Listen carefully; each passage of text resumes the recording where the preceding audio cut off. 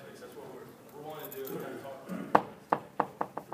We have an interesting setup, but first, why are we even having this discussion? Why is this even a session at nclgisa? Well, as many of you already know, GIS is becoming widely used in multiple departments and for multiple reasons. A lot of stuff that current trend is putting a lot of stuff on the web GIS maps, and things like that. So it's very important that IT professionals and GIS professionals get together, talk about this, and be able to formulate a good relationship so that we might be able to serve our customers in an effective way. So that's what hopefully this presentation will give you all a little bit of something you can take back with you. How it's going to be set up, we actually, I don't want to talk for an hour, I enlisted the help of a couple other gentlemen with this. So we're going to have first Matthew Hamby. Matthew. He works in Yadkin County in the Services and Development Department. Next, we have Tom Tricot with the City of High Point. He's embedded within an IT department. And then we will hear a little bit from Dave Toren and myself, Joseph Sloop, talking a little bit about Map for Site, which is an enterprise GIS department. And the reason we wanted to do this was kind of come at everything from different angles, because we know not all GIS departments or shops are the same. So we're trying to give you a little bit of variety about how we go about working with IT to get our projects out. So really quickly, just we're going to talk a little bit about our setup, each department's setup, and then we're going to give a real-world example of a GIS IT project and how we work through that project. At the very end, we'll talk about the lessons learned and challenges that still lie in doing these types of projects. So with that, I'm going to turn the time over to Matthew. Thank you. As Joseph said, I'm embedded inside the Services and Development Department for Yadkin County. Little history on Yadkin County, we have about 38,000 citizens. We're just west of Forsyth County, if you're familiar with northwestern North Carolina, Piedmont region. Very rural county. Primary, most of our citizens are farming or own large tracts of land and lease that out. Inside of our department, some of the things that I'm responsible for with my fellow coworkers, any subdivisions that come in, we have to review those, make sure they comply with our ordinance. The zoning administration, we have to go out and do enforcement for any cases that develop with people not conforming to their zoning. Watershed development, we handle any of the special cases that come in where the companies are applying for a allocation to develop 70% of the parcel. I handle the addressing of the E911 maps. And flood zone protection, we're also involved with that. We have some grants that come through our office that our office is trying to get those administered correctly. And I handle the mapping services for other departments, our tax office, our register of deeds, the environmental health, the sheriff's office, their mapping systems, and we do all the data collection for any of the maps that we need. Structure for us, obviously our county commissioners at the top and our county manager. I have my boss is the Services and Development Director, and then there's one other person that works with me, and she's a planner. So there's only really 3 people in my office. So we're pretty tight-knit, I guess. We all know what each other are up to and who handles what. We try to support each other as best we can with in our roles. Joseph mentioned that we have some real-world projects that we were going to discuss and go over what we did, and how IT and GIS work together. One problem we had in our county, and we're still working to improve that, is our addressing data. And our addresses are consist of a point in the map, and it's got the house number, and then another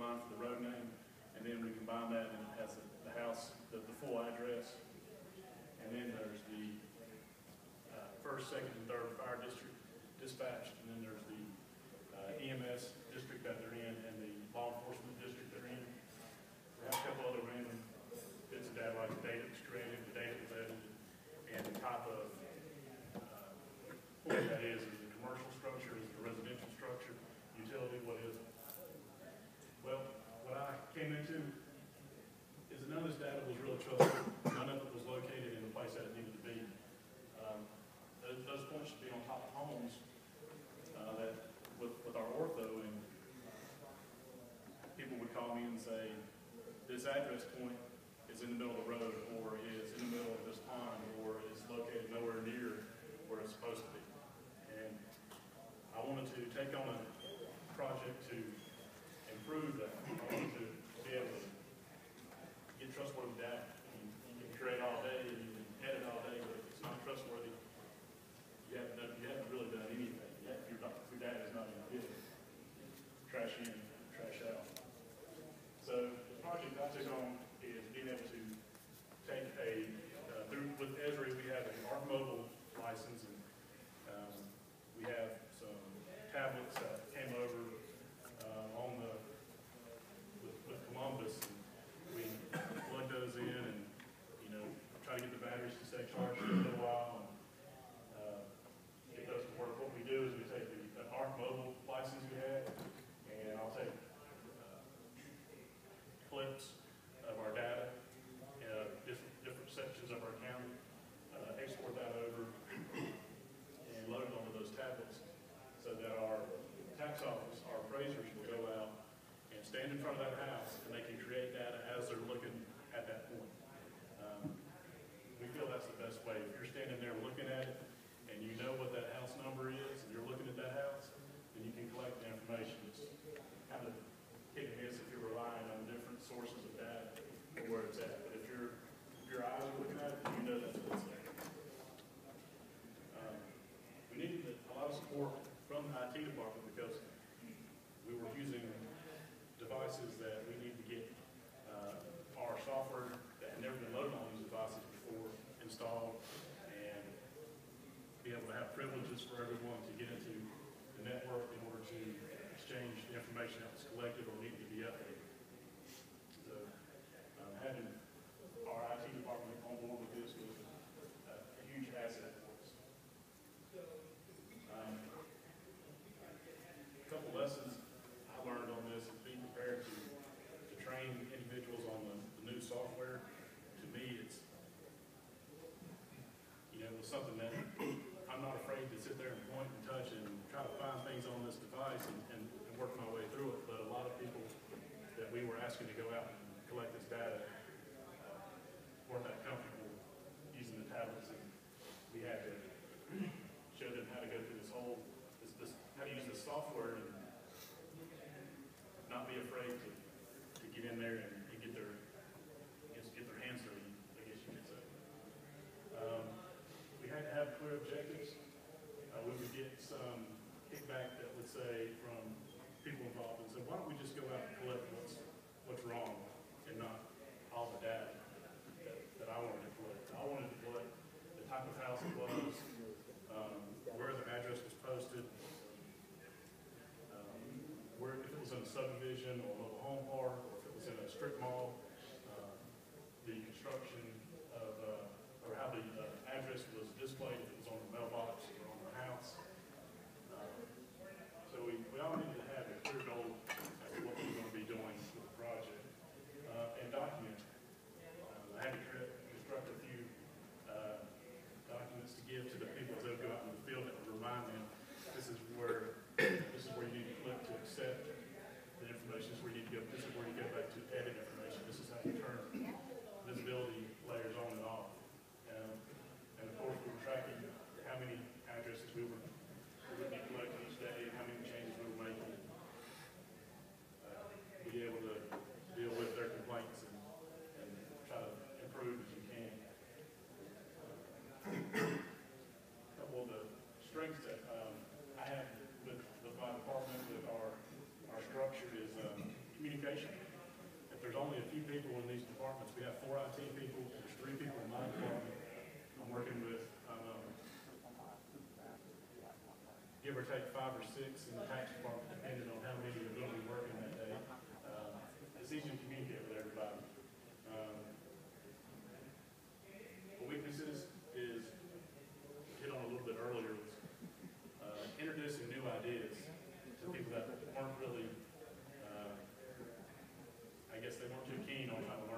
new software, being able to gradually move them into learning something new and having them see value in what they're doing. This is an example of some of our the small numbers that you can see are actually points, and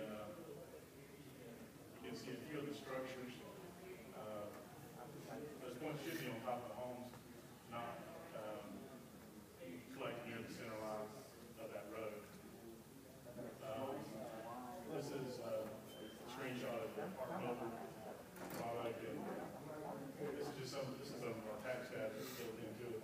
They can access all the different attributes. So if they're out there in the field, they can tap on that parcel, identify it. It tells them the owner, all the other information about the house. This is a screenshot of when they're collecting the address. Some of the attributes that we built in to when they create the point on the device, and then they go to enter the attributes.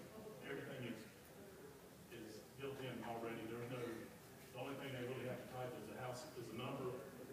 I went in and took every street that I cut out of the section of our county and imported that in so that they don't even have to spell the street name. They just find the name in the list and select that so there's no spelling. The data becomes the term I've heard referred to as sanitary. Everyone spells the same, everything the same way. If I have it, everyone uses the same terminology. You can't have it can be a single wide, a mobile home, or a trailer, but when I put it in, it's just mobile home.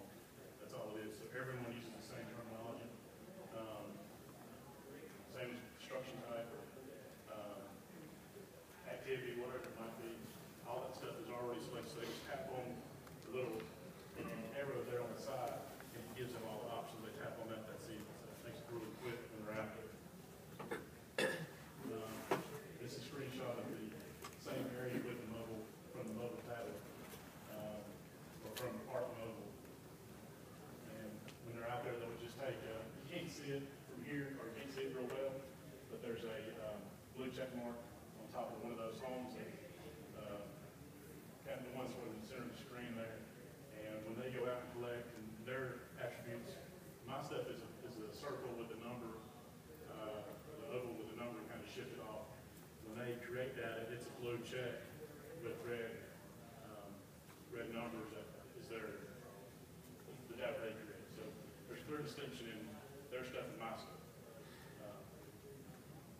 That way they can see what's going on. You might have any questions? Yeah. I'm not a GIS guy nor an IT guy. I'm a deputy director and office chief for North Carolina Division of Emergency Management.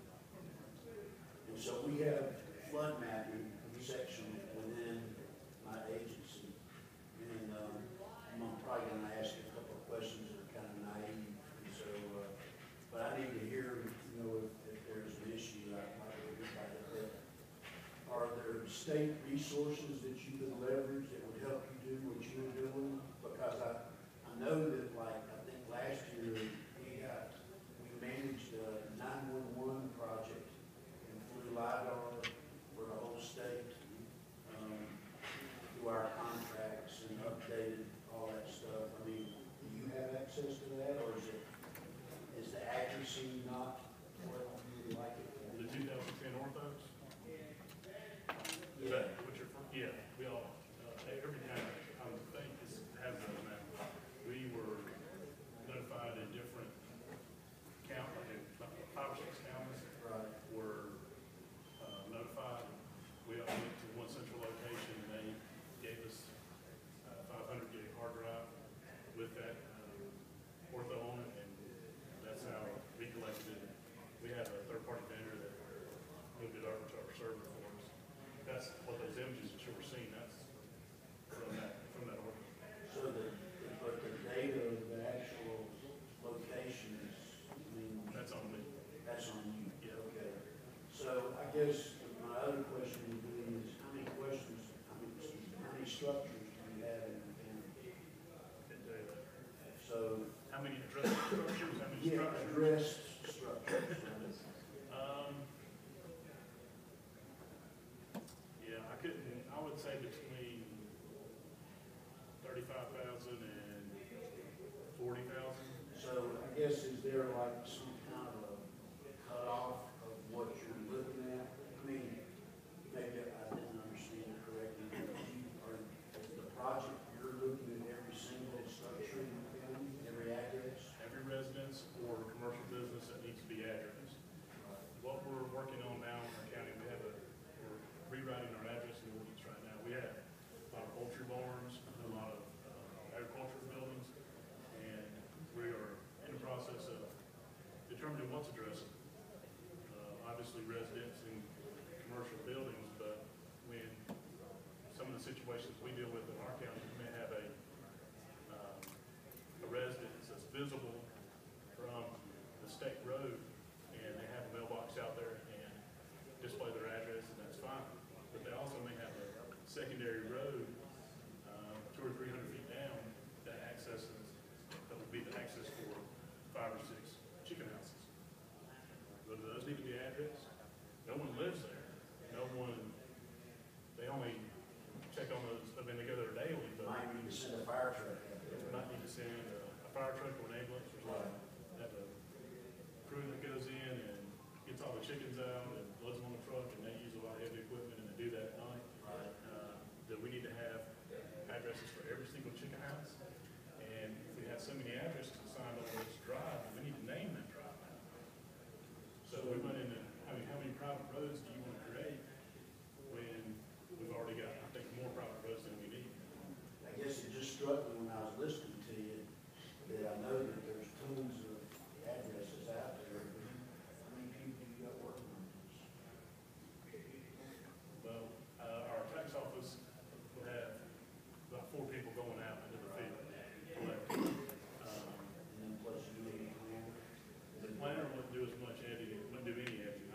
There's only 2 editors in our county. There's a guy that does parcel lines, and then there's me, and I do everything else. I'm just saying, from somebody that doesn't do it, it sounds like a pretty tall order.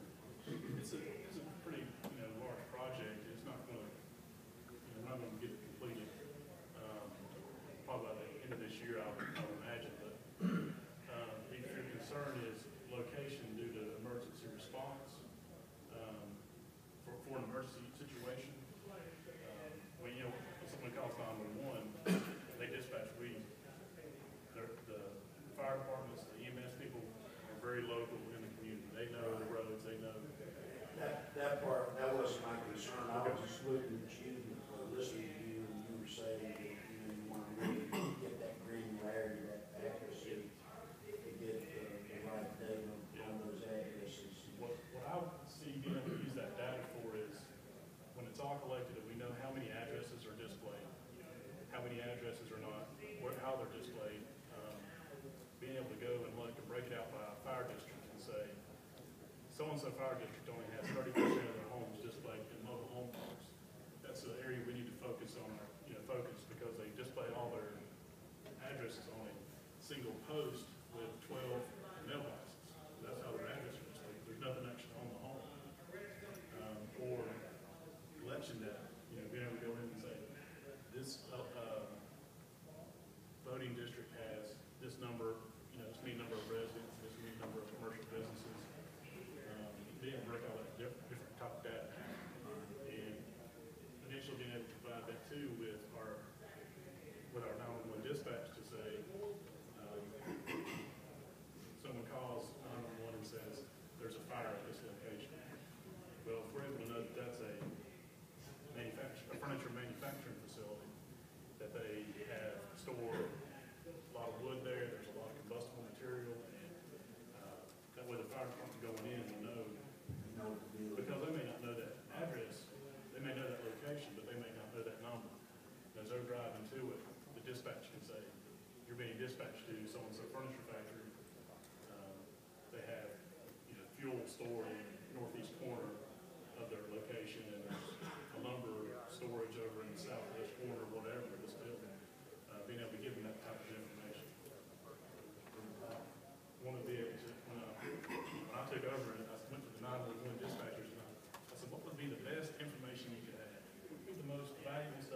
to call 911 right now, and you had to dispatch the fire department or ambulance or a sheriff's car out to that location, it would be the best stuff you could have. We're still trying to get all that stuff together. I'll turn it over to Tom to go over his structure with Well, good morning. I'm Tom Tricot. I'm the GIS manager for the city of High Point. Not really the manager, GIS manager, the whole city of High Point. That's my title. I get that title. I guess because I'm in IT. In High Point, Geographic Information Services is part of IT Services Department. And I like this graphic because it puts us right at the center. But I did that not only to make our assistant director a little bit jealous, but also to prove the point that we kind of serve the same function as IT. And I'm going to show a couple slides about that later. But GIS, of course, as we've heard, it exists in many different departments. And 10 years ago, 11 years ago, when I started at High Point, a couple GIS people had GIS in their title, and they had some GIS software loaded on their computer. They were in planning department. There was somebody in police department, fire department, and then in ITS. But they were basically helping to convert data to push to the 911 system. In High Point, we have our own 911 center. So I started on and began this process of trying to collaborate all of the GIS work that was being done throughout the city. Started a lot of collection efforts. I had a prior history working with some engineering firms on GPS, doing data collection. And so we brought in engineering, we brought in transportation, public works, electric department, things like that. We started going out with GPS units out in the field, or simply using aerial photography and collecting data. And so now all of these different departments in the city have a little bit of GIS involved. And it just so happened that since I was working in IT, doing some 911 data, basically addresses, which is a big topic nowadays, and I coordinated some of these collection efforts, we just kind of de facto, all of a sudden, had this GIS group in IT services that served as a pseudo-administrative type unit. And here we are 11 years later, and that's how we're viewed now. We're viewed as the GIS admins for the city. We house the database, we talk to the vendor, we do all of that sort of thing. Specifically, within the GIS group, there's myself, manager, general manager, oversight type stuff. And then I have an analyst and a GIS programmer. The programmer is also a web developer and kind of catch-all everything. And then the analyst helps me deal with other departments, takes care of any GPS collection needs, things of that nature. So, you know, we're it's a very small group, and we serve a lot of purposes, but we have to keep going back to our what we believe is our main purpose, and that is similar to IT, and that's the support of our customers. And our customers aren't just the city as a whole, but they're also those GIS users in other departments, in all the different departments of the city. Now, how it works with us is there's this general understanding that we have with our peers, our coworkers in the IT department, and that is that GIS fits our data, our way of analyzing data, okay, and working in the world. It fits in with what IT is doing, with the different projects that are coming into IT. As that de facto administrative group of GIS, we also fit that management type style, so that when departments come to IT because they need some advice, they need some help integrating some sort of technology, we're sitting at the table with them. For a lot of the projects, GIS can aid, it can supplement what somebody might need. Our physical location is also in IT. So if I need help with something, I just yell out. It's a very open environment. So we are located in the same office. And we have just very, very good communication with one another. We're techies too. We're not as techy as IT. That's why we needed some help here earlier. With the thumb drives and trying to get everything to show up here. Where's the IT person? But we communicate well together. We're still kind of lumped into that as that's what people in other departments see us as. So we fit in. Another thing that helps it really work is, I alluded to earlier, it's that overall goal. Our IT department really has a three-headed goal.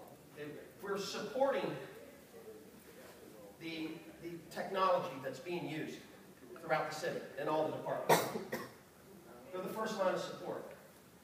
Our IT department also serves as a central administrative unit for technology for the city.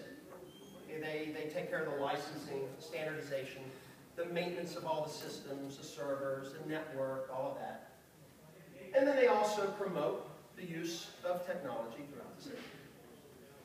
Well, the slide's almost exactly the same. That's what we do too in GIS. We're that first line of support.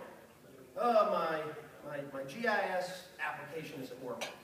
Or I need some sort of a web map or something so that my boss can see where all the data is and what it means.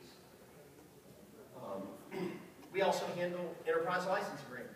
So we're the direct link between all of the GIS users and our main vendor. And we, of course, are promoting GIS. We're always trying to get people to understand how it can be used, what it's used for, when they don't need to bother with it. Like anything, we don't promote the use of technology or GIS just for the sake of doing it. It needs to be helpful. So we have the same goals as IT. It just makes sense that we are part of the IT department. A project we did, or that we're still working on, is the city app. A lot of cities now are getting into the deal. They want their citizens to be able to pull out a smartphone, open up the app, and click on little buttons and see things that are happening in the city, or pay a bill, you know, all that sort of thing. Well, you know, GIS services, there's only the three of us. And we're in IT, so we don't have planning department projects, fire department projects that we're working on, things like that. We're not in that department. We're the administrative end. We assist and act as consultants for these other departments, but we're not doing that. So the two guys I have working on me get bored. So they're always out there trying to test new things. So they work on routing issues. You know, hey, maybe I can make a routing app or something. And then what do? Then we try to sell it to departments. We try to listen in and find out that if that's kind of what they're looking for, maybe they don't know they're looking for what they're looking for. Then, you know, we know what's happening with the technology. So there's three major components of the citizen app that we, GI Services, are helping with. That's a citizen reporting tool. I'm not sure if anybody here is familiar with See, Click, Fix. It's basically a way for a citizen to be driving down the road and see a pothole, open up their little app, click a button, put in an email or a little note, there's a pothole here. It's gonna, you know, somebody's gonna damage your car. They can take a photo if they want, send in a text message, email, whatever, and somebody at the city gets it. Okay, well, we developed something like that, just having fun. And now it's been pared down a little bit, and it's being inserted into the Citizen Act. Also, as I said, routing. The programmer I have working with me is just he's like a computer. The guy's unstoppable. So he created an application. It only took him just a couple of days, really, but You could be anywhere in the city, press a button, and it'll show a little marker on a map. Then he can say, I want to go to so-and-so. Or he can click on a map or type in an address, and it'll tell him how to get there and how long it'll take him to get there, and actually how far it is.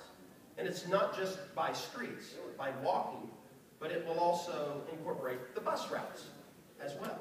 So it'll say, walk down this sidewalk and cross the street, and walk down another sidewalk 200 feet to the corner of such and such street, hop on the bus, take it to, the end of that destination, then walk across the street and hop on the other line, and it tells them how long to get there. It's very neat. So that's going to be incorporated. And also this augmented reality, and I'm not sure if anybody really knows what that is, but it's basically a map on your phone. It's kind of like Google goggles. If anybody's heard of that, you can hold your phone up and turn around. And based on the direction that you're facing, icons will appear. Little interactive icons will appear on your iPad or your smartphone or whatever. And so what we did is we pinpointed places of interest in hiking. Where the museum is, where the theater is, all of that. Things that guests or citizens would like to see. And they can move around and click on it and hear a little clip of John Coltrane or whatever. So we've done that sort of thing. Those are some of the things that we've worked on with IT here recently.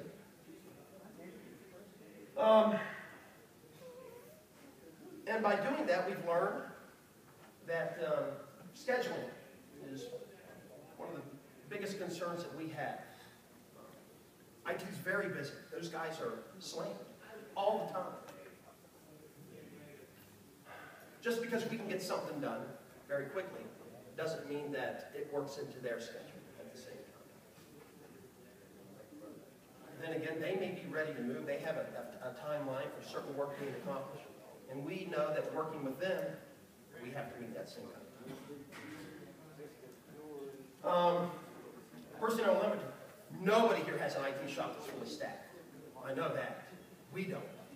And our GIS, there's only 3 of us.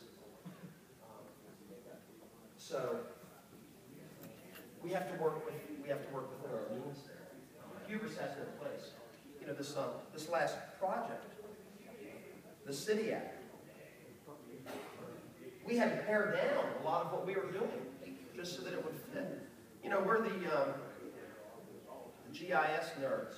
So we think of all these great, cool things to do. And the general public doesn't want to see half of that. It's confusing. So just because we just do something cool and something neat doesn't mean that the citizens need it.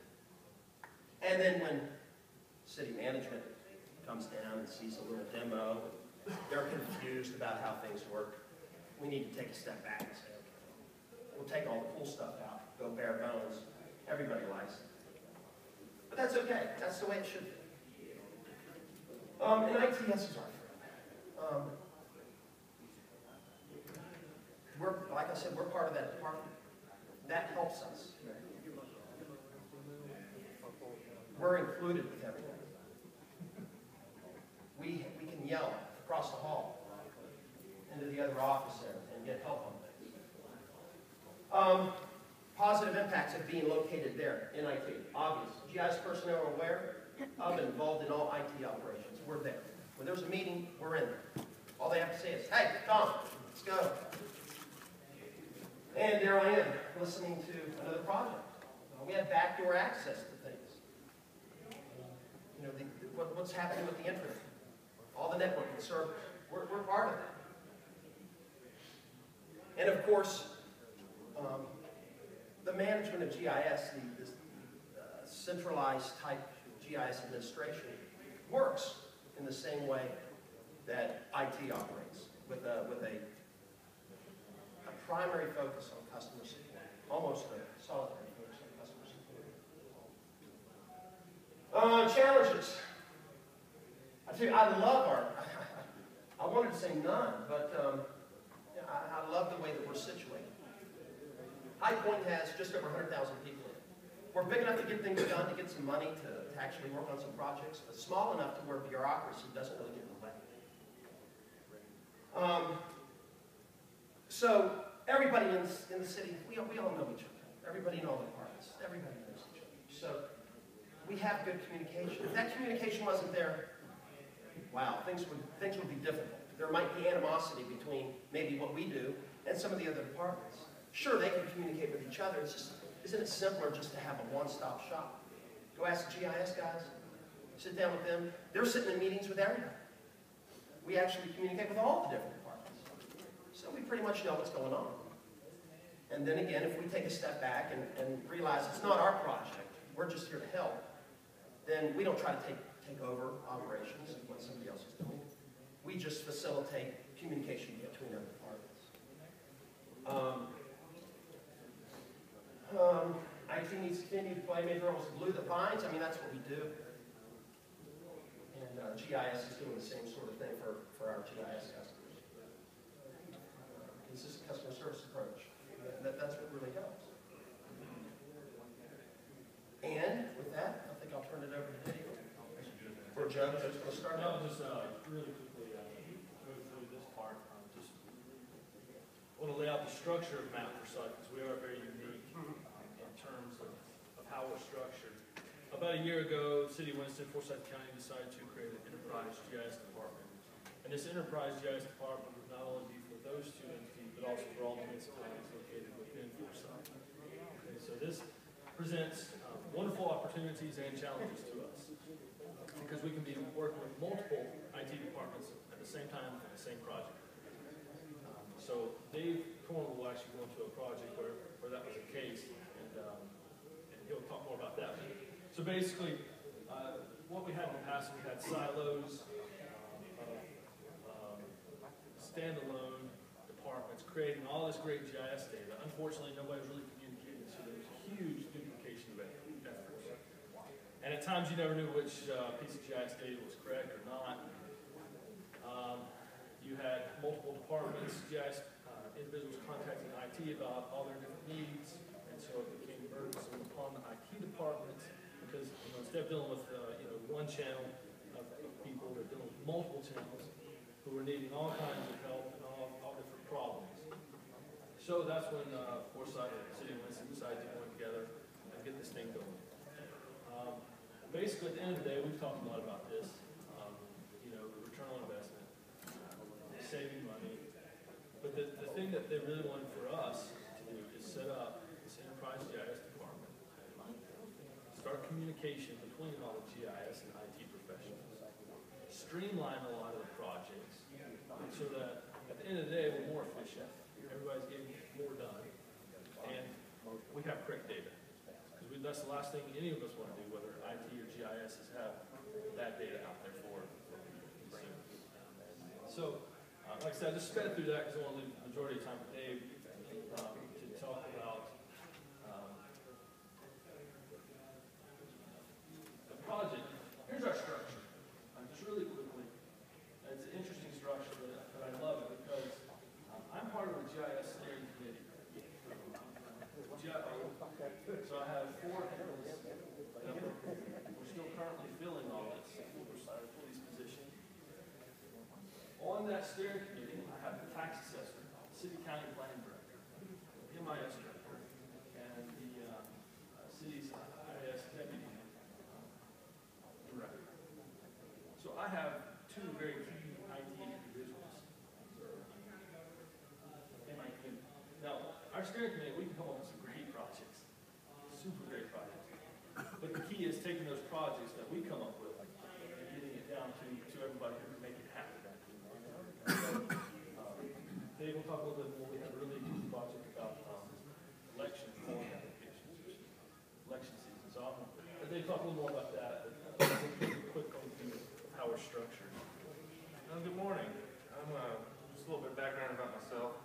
I'm technically a senior analyst with the City of Winston-Salem.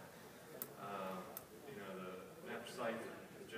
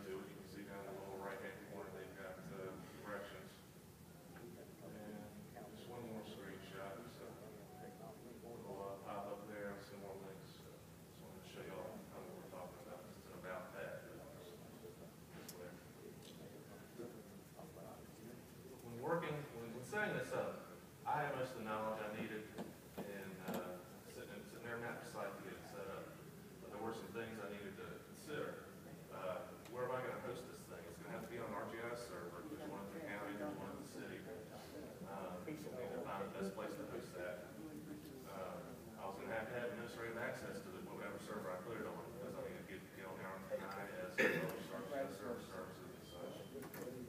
How to expose the site to the public, you know, that was gonna involve IS, MIS, and where we put it. And then time constraints, the election is right around the corner, so I didn't have a lot of time to fool around, really had to get this thing done. So I decided to host it at the city's infrastructure because, you know, to be quite honest, I'm still a city IT employee and I have all the access to the servers.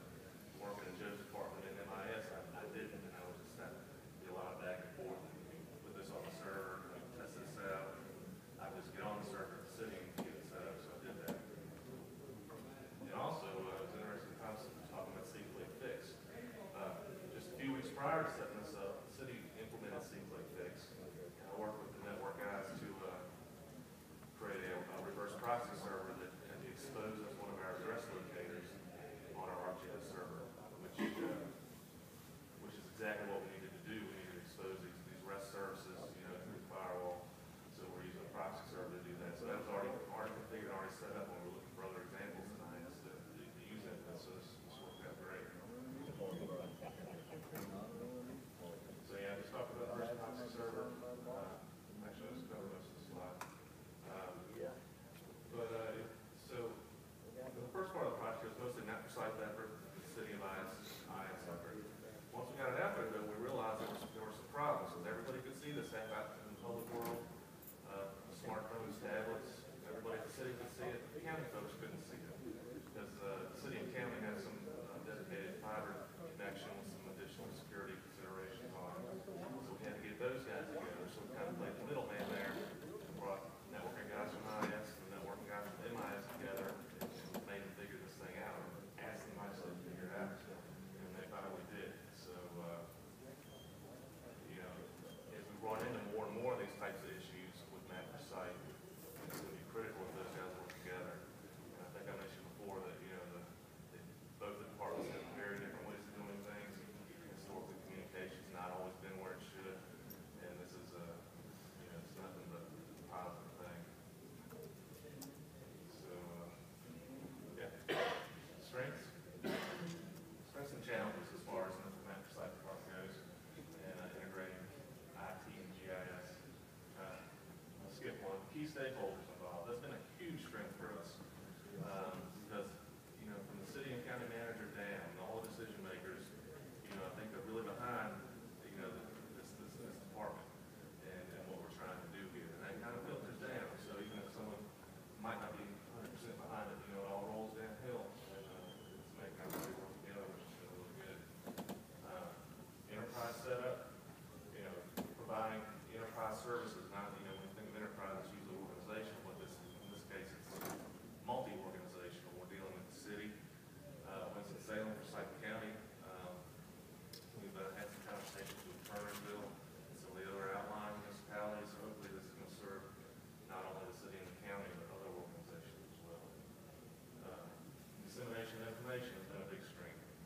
Bring some of these city departments and county departments, really sitting down with these people, talking to them and seeing what they're doing. You know, it allows for, you know, someone over here in the city is doing a certain project and someone over here in the county is doing something similar. We can bring those two people together and have them pool their resources to come up with something rather than, you know, wasting time working on things individually. Challenges, break down barriers of communication between city and county. I've already talked about that. Staffing needs, that's kind of a challenge with our department right now. Map per site, just chuckling over here.